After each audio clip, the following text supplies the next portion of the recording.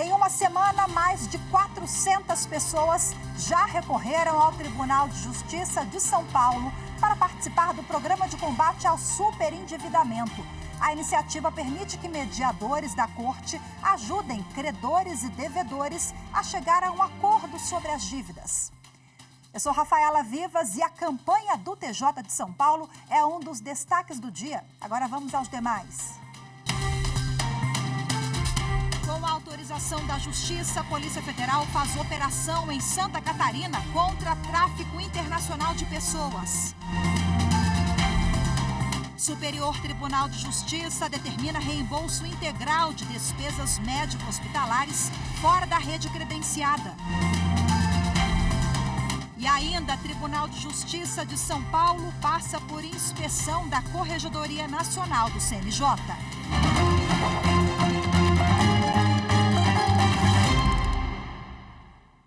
A Justiça Federal autorizou o cumprimento de mandados de busca e apreensão em Florianópolis, Santa Catarina, em operação que investiga tráfico internacional de pessoas. A repórter Evne Araújo explica melhor para a gente esse caso agora.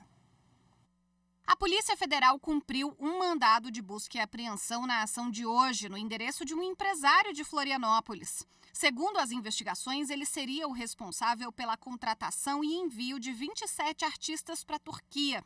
Lá, os brasileiros estariam sendo submetidos a condições degradantes de trabalho. De acordo com o inquérito, foram apontados fortes indícios de que as vítimas teriam sido colocadas em alojamentos impróprios, com alimentação racionada, retenção de salários, além de serem ameaçadas constantemente pela empresa contratante. Os profissionais aliciados, conforme apurado, seriam artistas de dança e teatro de vários estados brasileiros e foram recrutados por meio das redes sociais ou por convite direto. Eles foram atraídos por promessas de trabalhar em shows em hotéis turcos. Bom, lembrando que tráfico internacional de pessoas é crime. A pena para quem comete é de 4 a 8 anos de prisão, além do pagamento de multa. O Tribunal do Júri condenou o técnico de informática Guilherme Longo a 40 anos de prisão pela morte do enteado Joaquim Ponte Marques, de 3 anos. O padrasto vai cumprir a pena em regime inicial fechado pelo crime de homicídio qualificado por motivo fútil, meio cruel, uso de recurso que impossibilitou a defesa da vítima. A mãe do menino, Natália Ponte, foi absolvida. Joaquim foi assassinado em 2013. Ele tinha diabetes e recebeu uma dosagem muito alta de insulina. O corpo foi encontrado na cidade de Barretos, 5 dias após notificação do desaparecimento dele. Já está no ar o podcast Supremo na Semana. A edição traz, entre outros, os destaques sobre o início da análise da obrigatoriedade de separação de bens em casamento de maiores de 70 anos e a nova metodologia para julgamentos de casos relevantes na Suprema Corte. As informações com Regina Souza. Um dos assuntos analisados na edição é que o presidente do STF colocou em prática uma nova metodologia para os julgamentos de grandes impactos e repercussão geral. Em casos como esses, na primeira sessão, serão apresentados o relatório e as sustentações orais das partes envolvidas e de terceiros admitidos no processo para que, em sessão marcada posteriormente, os ministros votem. A consultora jurídica Gisele Reis e o jornalista Mauro Burlamac explicam. A ideia, para justificar essa nova metodologia é dar mais oportunidade para que os ministros considerem tudo aquilo que foi trazido pelas partes, nos seus argumentos. E aí prestigiar ainda mais o princípio do contraditório e da ampla defesa que estão previstos na Constituição Federal. O primeiro caso nessa nova metodologia foi o início do julgamento sobre a obrigatoriedade de separação de bens em casamento de maiores de 70 anos. A obrigatoriedade de separação de bens já consta no Código Civil, mas vale para a união estável? Esse foi o caso que chegou à Corte, originário de um inventário. No Código Civil de 1916, essa restrição de tem que ser regime de separação obrigatórias era aplicada para homens a partir de 60 anos de idade e mulheres a partir de 50.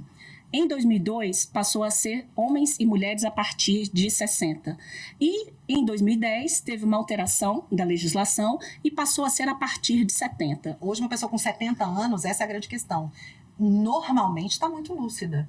E poderia dispor desse direito de decidir o regime de bens. Essa é a discussão, exatamente. Se o Estado vai proteger essa pessoa, agora, ou se essa proteção é excessiva. Exatamente. Se a pessoa tem direito de escolher, apesar da idade, aí ainda tem essa questão de por que essa idade ou não, como a gente estava falando, vem evoluindo e talvez essa idade já nem seja mais assim, né? Uma pessoa idosa, mas a discussão é essa. O Estado deve proteger o idoso ou deve dar liberdade para ele? O episódio também tratou da decisão que obriga o poder público a oferecer transporte coletivo de graça em dia de eleições. Esses e outros temas você confere no site e no YouTube do Supremo Tribunal Federal.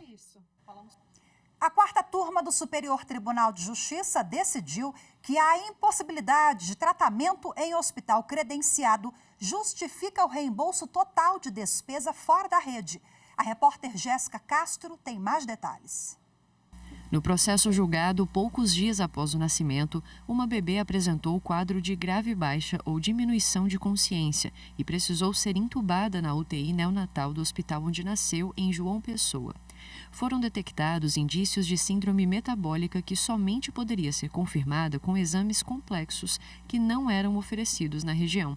Considerando o risco de morte, a médica responsável pelo caso solicitou a transferência da recém-nascida para o Hospital Sírio-Libanês em São Paulo, que foi autorizada e custeada pela operadora.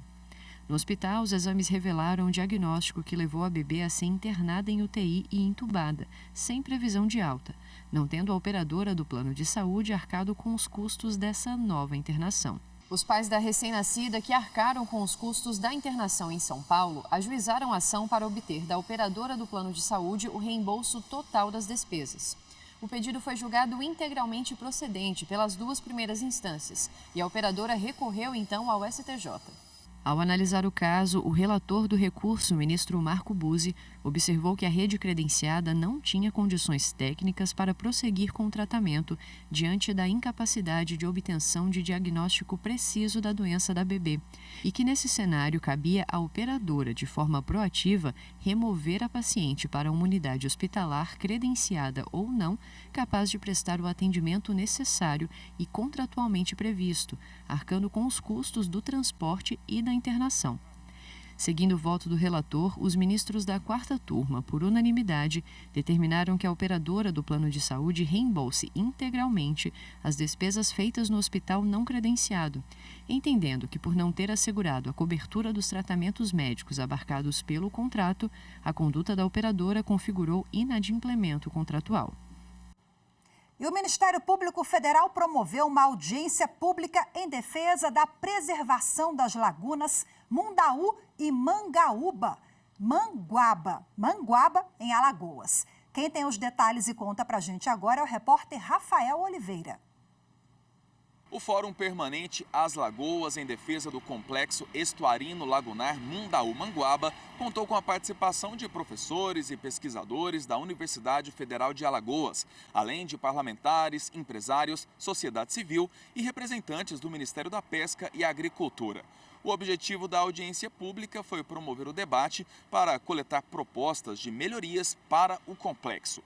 Entre as preocupações levantadas estavam o assoreamento provocado pelo acúmulo de resíduos no fundo das lagunas, os impactos causados pelos danos aos manguezais, as erosões das margens do local, as construções irregulares, a falta de saneamento básico e o esgotamento sanitário adequado nos municípios vizinhos. Ao final do encontro, ficou definido que os participantes têm até o dia 25 de outubro para enviar propostas de projetos ao MPF. O documento será encaminhado à bancada federal na Câmara dos Deputados em busca de apoio por meio de emendas parlamentares. A seguir, vamos falar sobre o trabalho do Tribunal de Justiça de São Paulo para ajudar no combate ao superendividamento da população. As informações em instantes, voltamos já já.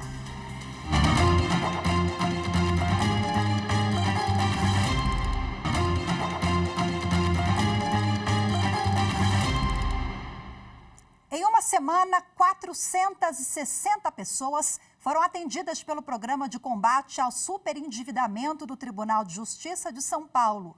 A iniciativa permite que mediadores da corte ajudem credores e devedores a chegar a um acordo sobre as dívidas. A repórter Carolina Chaves tem mais detalhes.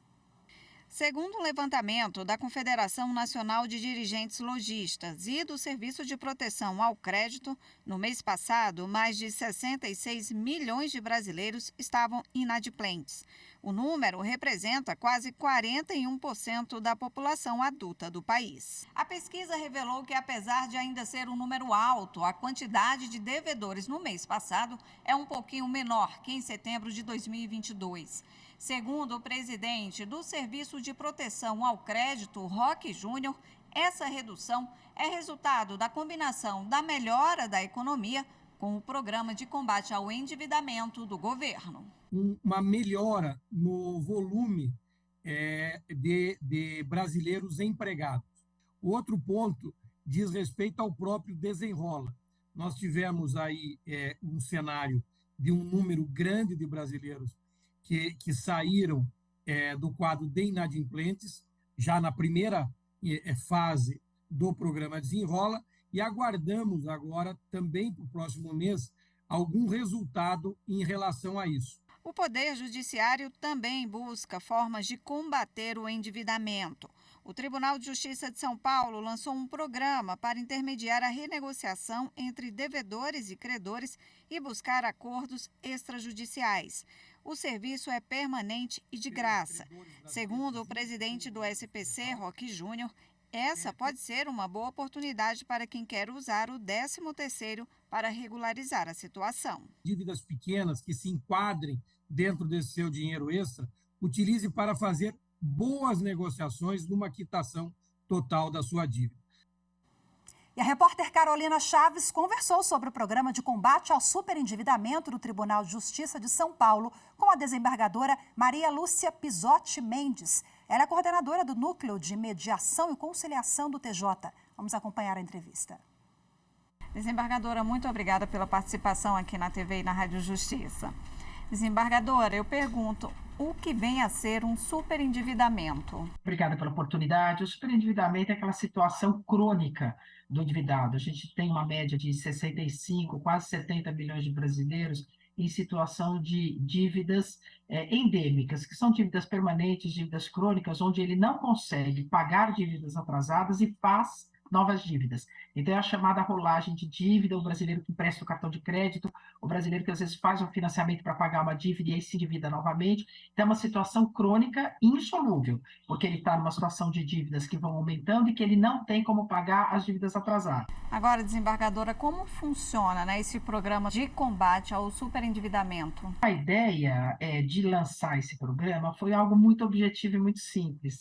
Jogar luz sobre uma lei que já está em vigor no Brasil há 2 anos, para os advogados começarem a fazer uso dessa lei, para o judiciário se colocar como protagonista desse trabalho, como gestor de conflitos que ele é, e não só julgador de conflitos. Então, a ideia do programa é permitir que este endividado procure a seção do site do tribunal, que é muito simples, o site do tribunal, é um formulário absolutamente simples, singelo, onde ele vai pôr os dados básicos pessoais e vai ali relacionar quais são os credores deles. O credor quer receber. Este superendividado, além de não estar conseguindo pagar, não tem bens para serem penhorados, valores para serem bloqueados. Então, esse credor também fica sem receber o valor. Então, o objetivo desse programa é atrair credores e devedores. Eles sentarão numa mesa de negociação, que em geral vai ser virtual, intermediados por um mediador preparado por nós no Tribunal de Justiça, que está sendo, já é capacitado, já foi aperfeiçoado para trabalhar com superendividamento, e ele fará esta grande negociação com vários credores ao mesmo tempo. Então, não é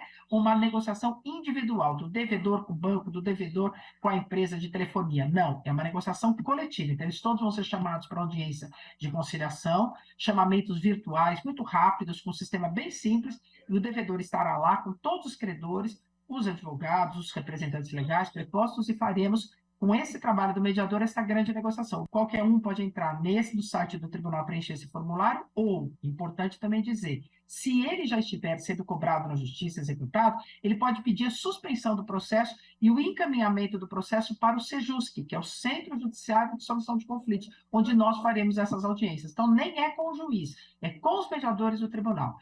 A senhora falou quem são essas pessoas, né, físicas e jurídicas que poderão participar desse programa, né? Agora, com relação às dívidas, né, existe dívidas específicas, são devedores que devem a empresas privadas ou não? Até quem deve também para concessionários de serviços públicos poderão fazer parte desse programa para resolver essa pendência? Com certeza. As únicas dívidas que estão excluídas da definição da lei do superendividamento são as dívidas imobiliárias, ou seja, financiamentos com imóveis, com as construtoras, isso porque a lei assim definiu, e também os impostos. Então, por enquanto, esse programa não inclui os impostos. A gente está desenvolvendo um outro programa para a área pública com impostos, mas os impostos, todos os impostos públicos, esses ainda não estão envolvidos. Qualquer outra dívida pode ser trazida para este tratamento de superendividado, para essa grande negociação, esse pacto de pagamento. Como você disse, e eu reiterando aqui, todas essas concessionárias de serviço público, são de telefonia e pontos de internet, de água, de luz, de gás, os bancos, as financeiras e o grande varejo, todo o grande varejo, ou seja, dívidas em geral.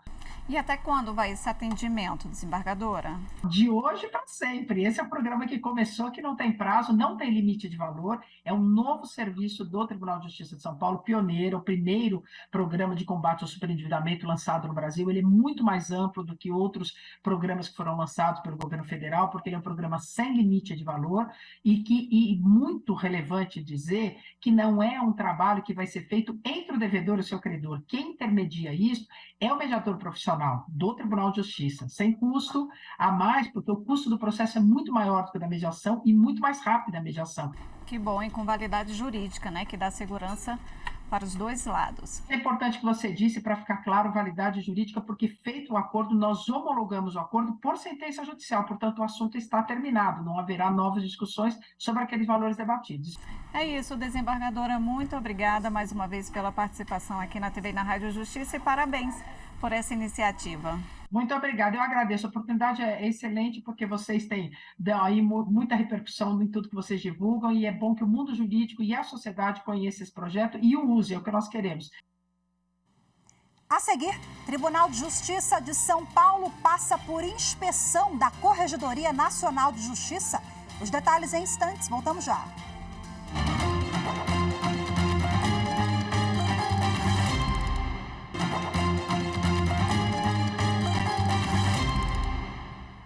A equipe da Corregedoria Nacional do Conselho Nacional de Justiça deu início hoje à inspeção nas unidades administrativas e judiciais do Tribunal de Justiça de São Paulo. A iniciativa não vai interferir no trabalho forense e nem nos prazos dos processos. Veja na reportagem de Carolina Chaves. O Tribunal de Justiça de São Paulo é o 14º tribunal inspecionado neste ano pela Corregedoria do CNJ, sob o comando do ministro Luiz Felipe Salomão. Um juiz e um servidor do Tribunal de Justiça devem ficar à disposição até sexta-feira para auxiliar a equipe do CNJ. A iniciativa tem como objetivo avaliar procedimentos e rotinas de trabalho para melhorar o atendimento à população. Ao final, o CNJ vai divulgar relatórios com as boas práticas desenvolvidas por unidades judiciárias e cartórios e também recomendações para melhorar o desempenho do Judiciário Estadual. Até o fim do ano, os tribunais de justiça de Minas Gerais e Goiás devem receber a visita do CNJ. Seguindo a recomendação do Ministério Público Federal, a Universidade Federal de Rondônia adotou o sistema de bonificação para estudantes de escolas públicas. Confira agora os detalhes com Márcio Fontinelli. Regulamentada em setembro deste ano, a bonificação tem como objetivo aumentar a inclusão regional e o acesso dos estudantes das escolas públicas de Rondônia à universidade pública. Seguindo a recomendação do Ministério Público Federal, os candidatos aos cursos de graduação da Universidade Federal de Rondônia que tenham estudado durante todo o ensino médio regular e presencial em escolas públicas no estado vão ter direito a um acréscimo de 18% às notas em qualquer uma das modalidades de ingresso ou processo seletivo. Dados do Censo Escolar de 2020 mostram que 86% dos alunos do ensino médio em Rondônia estão matriculados em escolas públicas. Mas, quando se trata do ensino superior, o número é praticamente o inverso. 79% dos estudantes de graduação estão matriculados em instituições privadas. O Tribunal de Justiça de Mato Grosso realizou o primeiro Encontro Nacional de Justiça Restaurativa e Transformação da Cultura Institucional. No evento foram apresentadas experiências de sucesso que podem servir de exemplo para futuros projetos. A repórter Fernanda Fernandes tem os detalhes. O último dia do Encontro Nacional de Justiça Restaurativa e a Transformação da Cultura Institucional foi dedicado às experiências de Mato Grosso com o tema. Foram destacadas iniciativas de 2 comarcas do interior com práticas restaurativas em ambiente escolar. Campo Verde, com o programa Eu e Você na construção da paz, e o projeto Busca Ativa Retorno Pacificado à Escola, de Lucas do Rio Verde. Também foi apresentado o projeto Servidores da Paz, lançado em julho deste ano pela atual gestão, para a formação do público interno do Poder Judiciário como agentes da paz no ambiente de trabalho. O que a gente quer para fora dos muros do Poder Judiciário, nós queremos para dentro também. Então, os Servidores da Paz visa capacitar os magistrados, os servidores, o pessoal terceirizado, os estagiários, como pacificadores. A ideia é que os servidores se tornem facilitadores de círculos de construção de paz, sendo denominados Servidores da Paz, para a gente viver os princípios da justiça restaurativa nas relações internas. O público também pôde conhecer as boas práticas de outras 3 comarcas de Mato Grosso, desenvolvidas com grupos familiares, estudantes e mulheres vítimas de violência doméstica. A programação encerrou com a participação do cacique Roni Pareci, da aldeia Uazari.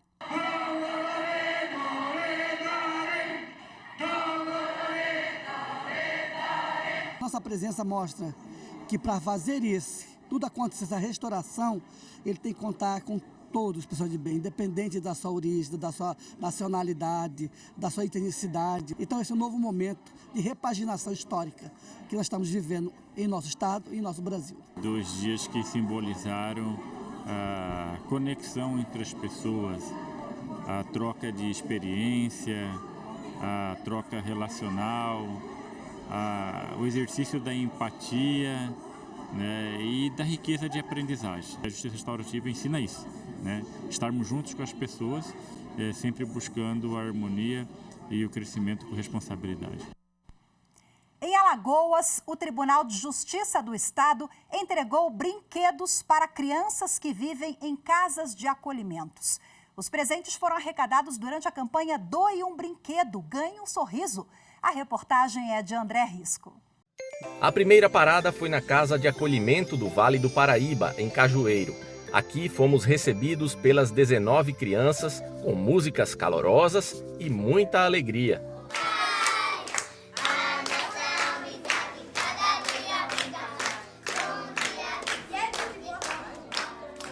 Em seguida, o João, que é servidor do TJ, juntou todo mundo para ouvir uma história infantil. Era uma vez 3 porquinhos. Para deixar o dia mais gostoso, algodão doce e pipoca. Depois veio o momento mais esperado, a hora de ganhar presentes. A cada embalagem desembrulhada, um sorriso se abria nos rostinhos deles. O que você ganhou? Um negócio de Deus, uma boneca e outra boneca. Tá feliz mesmo? Tô. A responsável pela casa disse que a visita certamente vai ficar guardada na memória de cada um deles. São crianças que, acima de tudo, querem amor, querem carinho. O fato de vocês virem para cá, eles se sentiram amados, acolhidos, viram que existem pessoas que olham por ele, trouxeram não é apenas o bem material, mas a alegria, o cuidado. Vai ficar na memória, foi a primeira ação e eu espero que venha mais e mais ações desse jeito. A juíza substituta da comarca de Cajueiro parabenizou a iniciativa do TJ, que trouxe um pouco de alegria para essas crianças. O Dia da Criança, assim como outras datas, né, o Natal, ele é ainda mais significativo para essas crianças, porque a gente precisa sempre dar mais para elas, porque elas já estão alijadas do que eu considero que é mais importante para uma criança, que é a presença do pai e da mãe. Então, a gente precisa sempre fazer um pouco mais por elas. Essa presença do tribunal é muito importante, é muito significativa e a gente vê a alegria das crianças, né? A segunda parada aconteceu na Casa de Acolhimento José Alberto Gomes de Oliveira, em Atalaia. Aqui, a folia foi a mesma para as 16 crianças. Contação de história, guloseimas e brinquedos animaram o dia desses pequenos. A gente tem que amar e proteger nossas crianças todos os dias. Todos os dias é o dia de celebrar o Dia das Crianças. Mas nessa data não poderia ser diferente. E nós agradecemos, né, todo o apoio, todo o incentivo e este momento memorável. A ação foi o coroamento da campanha Doe um Brinquedo, Ganhe um Sorriso, que arrecadou cerca de 1.200 presentes durante 30 dias. A ideia partiu de uma iniciativa da Secretaria Especial da Presidência e da Coordenadoria da Infância do TJ, em parceria com a Diretoria de Comunicação e o Cerimonial. Ao todo, 35 abrigos e instituições e cerca de 500 crianças foram beneficiadas. A campanha superou as expectativas. De início, a campanha era com a finalidade de atingir os 35 abrigos vinculados ao Tribunal de Justiça. E aí a campanha ela teve um recorde de arrecadação e ainda vamos conseguir beneficiar mais 2 instituições privadas, trazendo um pouco de alegria, atenção e amor para essas crianças. Que bacana, excelente resultado, né? 1.200 presentes arrecadados em 30 dias. Papai Noel chega mais cedo lá em Alagoas. Excelente iniciativa e certamente quem ganha o presente somos nós, né? A gente doa e ganha um sorriso e não tem preço, né? Muito obrigada pela sua companhia. Hoje nós ficamos por aqui. Ótima tarde, excelente semana para todos nós. Tchau, tchau, até amanhã.